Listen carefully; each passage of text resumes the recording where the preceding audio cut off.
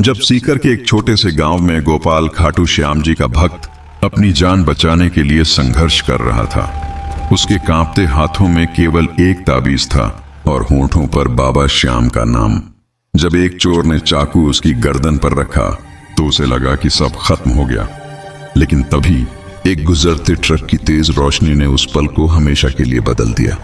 यह महज एक इत्तेफाक था या गोपाल के अटूट विश्वास का परिणाम कि उसकी पुकार पर एक के बाद एक ऐसे घटनाक्रम हुए जिन्होंने चोरों को भागने पर मजबूर कर दिया और गांव वालों को एक अविस्मरणीय चमत्कार का गवाह बनाया। यह कहानी आपको उस रात के हर रहस्यमय मोड़ पर ले जाएगी जहां भक्ति और चमत्कार की सीमाएं मिट गईं।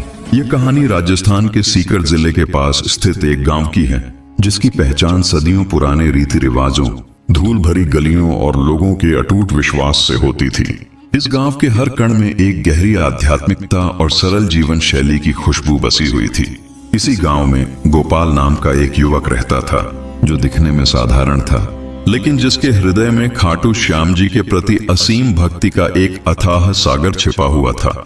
उसकी यह भक्ति केवल दिखावा नहीं थी, बल्कि उसके जीवन का मूल आधार थी। उसकी हर सांस में बसी हुई थी, उसके हर कार्य का प्रेरणा स्रोत थी गोपाल की दुकान, जिसे वह बड़े प्यार और श्रद्धा से श्याम किराना स्टोर कहता था। गांव के मुख्य चौक पर स्थित थी। यह केवल एक व्यापारिक प्रतिष्ठान नहीं थी जहां लोग रोजमर्रा का सामान खरीदने आते थे।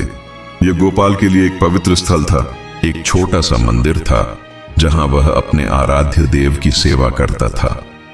दुकान के एक कोने में उसने खाटू श्याम जी का एक छोटा सा लेकिन अत्यंत सुंदर और साफ सुथरा मंदिर बना रखा था। यह मंदिर मिट्टी की एक छोटी वेदी पर स्थापित था, जिसमें बाबा श्याम की एक छोटी सी मूर्ति, कुछ फूल और अगरबत्ती रखने की जगह थी। गोपाल का दिन बहुत सवेरे शुरू होता था। अक्सर सूरज की पहली किरणें धरती को छूने से भी पहले वह भोर होते ही उठ जाता, स्नान करता और अपनी दुकान खोलता। दुकान खोलने के बाद उसका सबसे पहला काम उस छोटे से मंदिर में एक शुद्ध घी का दीपक प्रज्वलित करना होता था। दीपक की लौ धीरे धीरे बढ़ती, अंधेरे को चीरती और एक शांत पवित्र आभा बिखेरती। दीपक जलाने के बाद गोपाल अपनी सुरीली और करुणा भरी आवाज में बाबा के भजन गाने लगता। उसकी आवाज में एक ऐसी मधुरता और प्रेम था कि सुबह सुबह गांव से गुजरने वाले लोग भी रुककर उसकी भक्ति में लीन हो जाते थे। भजन की धुनें हवा में घुल जाती थीं, गांव के वातावरण में एक सकारात्मक ऊर्जा भर देती थीं। उसकी भक्ति की चर्चाएं पूरे गांव में मशहूर थीं। लोग कहते थे कि गोपाल के मुख से निकले भजन में बाबा श्याम स्वयं वास करते हैं और उसकी दुकान में हमेशा बरकत रहती है। गोपाल केवल एक दुकानदार नहीं था, बल्कि गांव का एक सम्मानित सदस्य भी था। वह सबकी मदद करता, सबकी सुनता और कभी किसी को खाली हाथ नहीं जाने देता था। उसकी ईमानदारी और नेक दिली की मिसालें दी जाती थीं। वह एक सीधा साधा, ईश्वर भीरू व्यक्ति था जिसने कभी किसी का बुरा नहीं चाहा। उसकी यह भक्ति और नेक दिली ही थी जो उसे गांव में इतना प्रिय बनाती थी। लेकिन जीवन का चक्र हमेशा एक समान नहीं रहता। कभी कभी ऐसी घटनाएं घटित होती हैं जो हमारे तार्किक मस्तिष्क को चुनौती देती हैं और हमें विश्वास के अद्भुत संसार में ले जाती हैं। गोपाल के जीवन में भी एक रात ऐसी ही घटना घटी जिसने उसकी भक्ति को एक नया आयाम दिया, उसके विश्वास को और मजबूत किया और गांव वालों के लिए खाटू श्याम जी की कृपा का एक सजीव प्रमाण बन गई। यह घटना तार्किक होते हुए भी चमत्कारी थी और इसकी गूंज आज भी उस गांव की हवा में तैरती है, लोगों की कहानियों और यादों में जीवित है। ये एक ऐसी घटना थी जिसने दिखाया कि जब इंसान का विश्वास अडिग होता है तो स्वयं ईश्वर उसकी रक्षा के लिए आगे आते हैं। गोपाल की दुकान गांव के मुख्य रास्ते पर स्थित थी। यह रास्ता दिन के समय तो चहल पहल से भरा रहता था, जहां लोग आते जाते अपनी रोजमर्रा की बातें करते और बच्चों की किलकारियां गूंजती थीं। लेकिन सूरज ढलते ही इस रास्ते की सारी रौनक गायब हो जाती और यह धीरे धीरे सुनसान गलियों में बदल जाता। रात के अंधेरे में केवल दूर से आती कुत्तों के भौंकने की आवाजें और कभी कभी किसी उल्लू की आवाज ही सन्नाटे को तोड़ती थी।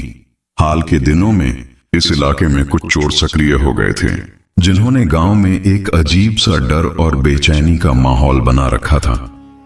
ये चोर अक्सर छोटी मोटी दुकानों को निशाना बनाते थे, जहां से वे आसानी से हाथ साफ कर सकते थे और अंधेरे का फायदा उठाकर गायब हो जाते थे। उनकी हरकतों से गांव वाले सहमे हुए थे। इसी डर के कारण गांव वाले अपनी दुकानें जल्दी बंद कर लेते थे और सूरज ढलते ही अपने घरों में दुबक जाते थे। कोई भी रात में बाहर निकलने का जोखिम नहीं लेना चाहता था। उस दिन हालांकि गोपाल को अपनी दुकान बंद करने में काफी देर हो गई। वह अपनी दुकान का पूरा हिसाब किताब निपटाने में व्यस्त था, जो आमतौर पर वह दिन में ही ग्राहकों की भीड़ कम होने पर कर लेता था। लेकिन उस दिन ग्राहकों की भीड़ कुछ ज्यादा थी और कुछ अतिरिक्त काम भी आ गया था, जिसके चलते उसे देर हो गई थी। वह एक पुराने रजिस्टर में ध्यान से आय व्यय का हिसाब लिख रहा था। हर छोटी से छोटी चीज का हिसाब रखता था। घड़ी की सुइयां 10 का आंकड़ा पार कर चुकी थीं और गांव की गलियों में गहरा सन्नाटा पसरा हुआ था, जिसे केवल दूर से सुनाई देने वाले कुत्तों के भौंकने की आवाजें और रात के कीटों की आवाजें भंग कर रही थीं। गोपाल ने आखिरी बही खाते को बंद किया, अपने माथे से पसीना पोंछा और खाटू श्याम जी के मंदिर में प्रज्वलित दीपक को बुझाया। अपनी आंखें बंद करके मन ही मन बाबा को धन्यवाद दिया। फिर वह दुकान बंद करने के लिए बाहर निकला। जैसे ही उसने दुकान का भारी लकड़ी का दरवाजा बंद किया और लोहे के शटर को नीचे खींचना शुरू किया, उसे कुछ कदमों की आहट सुनाई दी। यह आहट सामान्य नहीं थी। इसमें एक अजीब सी हड़बड़ाहट और सावधानी थी, जैसे कोई छिपकर चल रहा हो। गोपाल ने अपनी नजरें घुमाई और जो देखा उससे उसका दिल एक पल के लिए जैसे रुक सा गया। अंधेरे में 3 नकाबपोश लोग उसकी ओर तेजी से बढ़ रहे थे। उनके चेहरे कपड़े से ढके हुए थे, जिससे उनकी पहचान कर पाना असंभव था। उनके हाथों में लाठियां थीं, जो अंधेरे में भी स्पष्ट दिख रही थीं, और सबसे आगे वाले के हाथ में एक चमकता हुआ चाकू था, जिसकी हल्की रोशनी अंधेरे में और भी भयावह लग रही थी। गोपाल के शरीर में एक सिहरन दौड़ गई। उसके पूरे शरीर में भय की एक ठंडी लहर दौड़ गई। उसके रोंगटे खड़े हो गए। उसने तुरंत अपनी जेब में हाथ डाला और खाटू श्याम जी का छोटा सा ताबीज कसकर पकड़ लिया। ये ताबीज उसकी माँ ने बचपन में उसे दिया था और वह इसे हमेशा अपने साथ अपनी छाती के करीब रखता था। यह उसके लिए केवल एक आभूषण नहीं था, बल्कि उसकी सुरक्षा और विश्वास का प्रतीक था। उसने आंखें बंद कर लीं और मन ही मन अपने आराध्य देव से पूरी श्रद्धा और भय के साथ प्रार्थना शुरू कर दी। हे बाबा, मेरी रक्षा करो। इस मुश्किल घड़ी में मुझे हिम्मत दो। मेरी लाज रखो। हे श्याम प्यारे। उसकी प्रार्थना में इतनी तीव्रता थी कि उसे लगा जैसे बाबा श्याम स्वयं उसके पास खड़े हों, उसकी पुकार सुन रहे हों। पैसे निकाल और चुपचाप दे दे, एक चोर ने कड़क और भारी आवाज में कहा, जो अंधेरे में और भी डरावनी लग रही थी, जैसे किसी प्रेत की आवाज हो। उसकी आवाज में क्रूरता स्पष्ट झलक रही थी। गोपाल ने अपनी कंपी को नियंत्रित करने की कोशिश की। उसकी आवाज में हल्का लड़खड़ाहट थी, लेकिन उसने शांत स्वर में जवाब दिया, भाई, मेरे पास दिन की कमाई के कुछ रुपए हैं, आप ले लो, लेकिन मुझे जाने दो। मुझे किसी से कोई झगड़ा नहीं चाहिए। उसकी आंखों में भय और उम्मीद का एक अजीब मिश्रण था। वह बस किसी तरह अपनी जान बचाना चाहता था।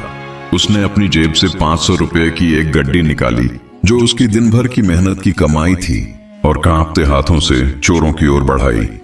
उसकी हथेलियां पसीने से भीग चुकी थीं।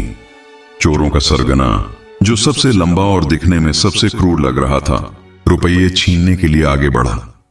उसकी आंखों में लालच स्पष्ट चमक रहा था और उसने अपना हाथ आगे बढ़ाया। उसकी उंगलियां रुपये की गड्डी तक पहुंचने ही वाली थीं, लेकिन तभी अचानक एक तेज और कानफोड़ू हॉर्न की आवाज गूंजी, जिसने रात के गहरे सन्नाटे को चीर दिया। ये आवाज इतनी अप्रत्याशित और तेज थी कि सभी चौंक गए। उनके शरीर में एक झटका लगा। पास के हाईवे पर एक विशाल मालवाहक ट्रक तेजी से गुजर रहा था और उसकी शक्तिशाली हेडलाइट्स की चकाचौंध सीधे चोरों के चेहरों पर पड़ी। एक पल के लिए चोर घबरा गए। उनकी आंखें चकाचौंध हो गईं और उन्होंने अनजाने में पीछे हटना शुरू कर दिया। अपने हाथों से अपनी आंखों को ढकने की कोशिश की। यह एक क्षणिक अवसर था, एक पल का भ्रम, लेकिन गोपाल ने इसे पहचान लिया। जैसे ही चोरों की पकड़ ढीली हुई और उनका ध्यान भंग हुआ, उसने पलक झपकते ही अपनी दुकान की ओर दौड़ लगा दी। जो कुछ ही कदम दूर थी, उसकी गति में एक अजीब सी ऊर्जा थी। जैसे खाटू श्याम जी ने स्वयं उसे पंख दे दिए हों, उसके पैरों में जान भर दी हो। चोरों ने उसका पीछा किया। पकड़ो इसे, जाने मत दो, सरगना चिल्लाया और उनके कदम गोपाल के पीछे तेजी से पड़ने लगे। जमीन पर उनके जूतों की आवाज स्पष्ट सुनाई दे रही थी। गोपाल ने अपनी पूरी ताकत से दौड़ लगाई। उसकी सांसें फूल रही थीं, लेकिन उसने पीछे मुड़कर नहीं देखा। उसने दुकान का शटर, जो अभी भी आधा खुला हुआ था, को थोड़ा और ऊपर खींचने की कोशिश की और अंदर घुसने का प्रयास किया। लेकिन एक चोर, जो सबसे फुर्तीला और शायद सबसे क्रूर था, ने उसकी ओर छलांग लगाई और उसका कॉलर कसकर पकड़ लिया। कहां भाग रहा है बे? सोचता है बच जाएगा? आज तो तेरी खैर नहीं, चोर ने चिल्लाकर कहा और अपनी हाथ में पकड़े चाकू को उसकी गर्दन की ओर ताना। चाकू की ठंडी तेज नोक गोपाल की गर्दन के पास थी और उसे लगा कि अब उसका अंत निश्चित है। अब कोई उम्मीद नहीं बची थी। गोपाल ने अपनी आंखों में आंसू लिए, फिर से अपनी जेब में रखे ताबीज को कसकर पकड़ा और पूरी शक्ति से चिल्लाया, खाटू श्याम जी, मेरी रक्षा करो। हे बाबा श्याम, मेरी लाज रखो, मुझे बचा लो, हे लीले के सवार। उसकी यह पुकार केवल एक शब्द नहीं थी, बल्कि एक भक्त की हृदय से निकली चीख थी, जो हर उम्मीद खो चुका था और अब केवल अपने आराध्य देव पर निर्भर था। उसकी आवाज में एक अजीब सी पीड़ा और विश्वास का मिश्रण था। तभी एक अद्भुत और अविश्वसनीय घटना हुई। दुकान के अंदर रखा पुराना रेडियो, जिसे गोपाल ने सुबह भजन सुनने के लिए चालू किया था और शायद बंद करना भूल गया था, अचानक जोर से बजने लगा।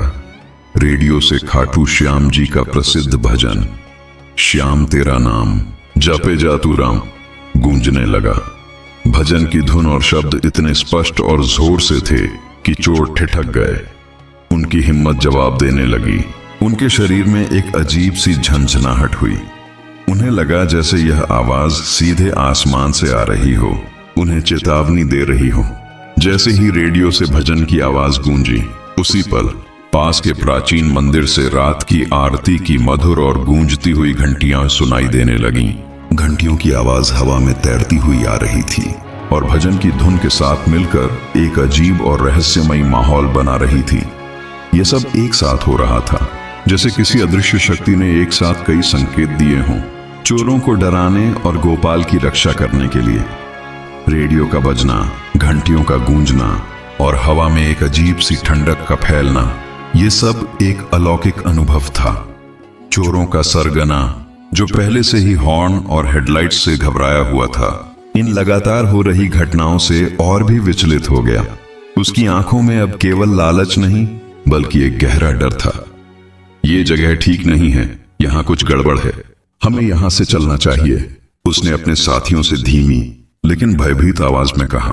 उसकी आवाज में घबराहट स्पष्ट झलक रही थी।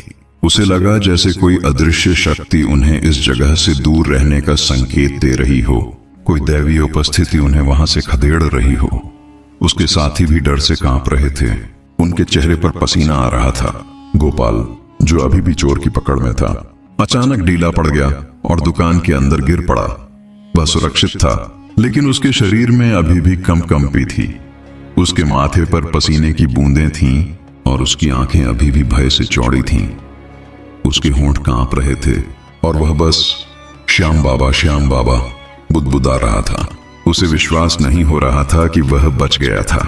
यह सब एक सपने जैसा लग रहा था। पुलिस जीप गोपाल की दुकान के ठीक सामने रुकी और 2 सिपाही तेजी से नीचे उतरे। उन्होंने गोपाल को देखा, जो जमीन पर पड़ा हुआ था और अभी भी सदमे में था। क्या हुआ, तुम ठीक हो? हमें लगा कोई परेशानी है, यहाँ कुछ अजीब सा शोर सुना था, एक सिपाही ने पूछा। गोपाल ने कांपते हुए सारी बात बताई, कैसे चोरों ने उसे रोका, कैसे उसने खाटू श्याम जी का नाम लिया और कैसे एक के बाद एक अद्भुत घटनाएं हुई। रेडियो का अपने आप बजना, मंदिर की घंटियों का सही समय पर गूंजना और ठीक उसी वक्त पुलिस का वहां आ जाना। सिपाही भी हैरान थे, उन्हें विश्वास नहीं हो रहा था। उन्होंने आसपास के इलाके की तलाशी ली, लेकिन चोर अंधेरे का फायदा उठाकर भाग चुके थे। हालांकि उन्होंने गोपाल को शांत किया, उसे पानी पिलाया और उसे सुरक्षित होने का आश्वासन दिया।